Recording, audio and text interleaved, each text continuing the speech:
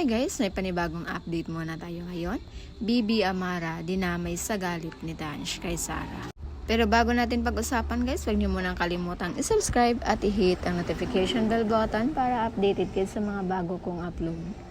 So ayun nga guys, nagulat ang lahat sa sobrang pangit ng inasal ni Tanch ngayon na pati bata na walang kamuwang-muwang dinamay niya sa kanyang galit. Dinelete niya na din yung mga picture ni Bibi Amara sa kanyang Instagram account. Nagsimula kasi ang lahat sa issue na pinagkumpara umano ng mga netizens si Bibi Tali kay Bibi Amara. Nakapost ito sa IG Reels ni Sir Fence pero ngayon deleted na.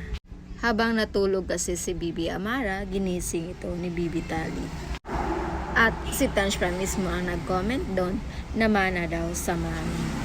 Kaya yung kanyang mga basher umatake. Nakakuha kasi ng idea na pinagkumpara nila na mabait si Bibi Amara kay Bibi Tali. Kaya biglang napakomment si Tanch at nagmura ito ng malutong.